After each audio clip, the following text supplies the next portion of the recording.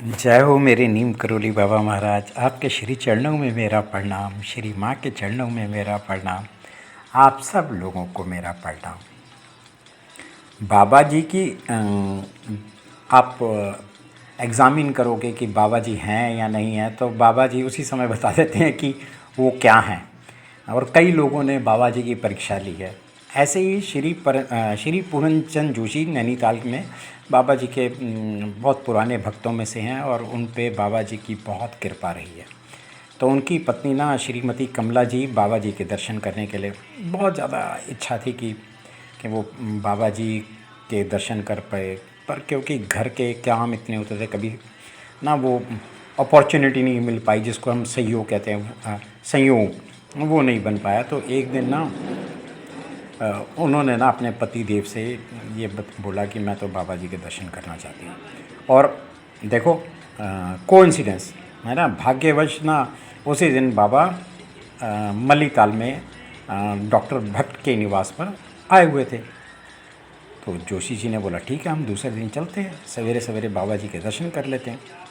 तो वो लालच में, वही जैसे मैंने पिछले वीडियो में कहा था कि बाबा जी को पाने के तो भाई हम सबके लालच है, और बाबा जी चाहे इसका बुरा माने चाहे कुछ भी बोले, हम आपके दर्शन के लिए बहुत लालची हैं, आपकी कृपा के लिए हम बहुत लालची हैं।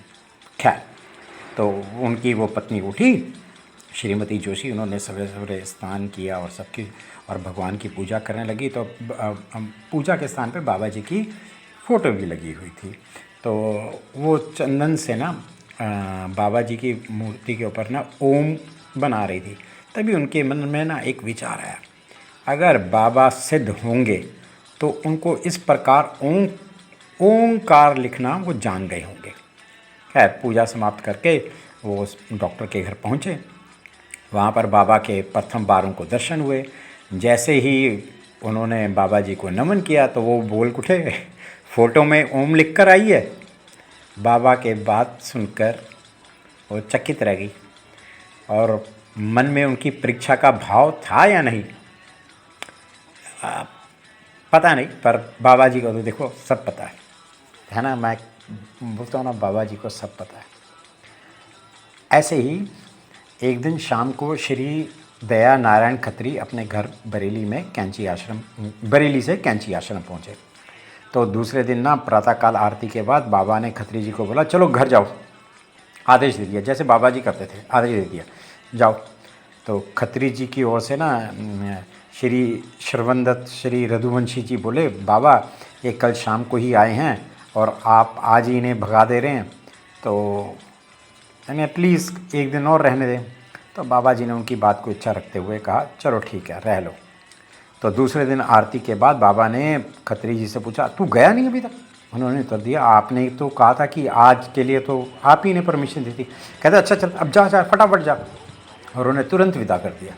खत्री जी बरेली पहुंच गए। घर पहुंचते ही उनको पता चला कि पिछली रात को ना उनकी पत्नी का स्वास्थ्य एक और एक गिर गया और एक बहुत ज़्यादा सीरियस कंडीशन हो गई, और वो रात भर डॉक्टर की ऑब्जर्वेशन में रही। मतलब वो इतनी सीरियस हो गई थी क्योंकि कहने की बात नहीं। और जैसे ही ये नारायण दत्त खत्री जी पहुँचे तो उनकी सेहत में ना सुधार आना शुरू हो गया। तो ये माना जाता है कि आई फील गूज़बम्प, जिस रात को बाबा जी ने उनको बोल दिया था कि चलो रुको, और जब वो बीमार हुई तो कहते हैं बाबा जी ने उनकी पत्नी की रक्षा की थी। Otherwise she was so serious, कोई कहने की बात नहीं। जय हो मेरे नीम करोली बाबा महाराज, जय हो। आपके श्री चरणों में मेरा प्रणाम, श्री माँ के चरणों में मेरा प्रणाम, आप सबको मेरा प्रणाम।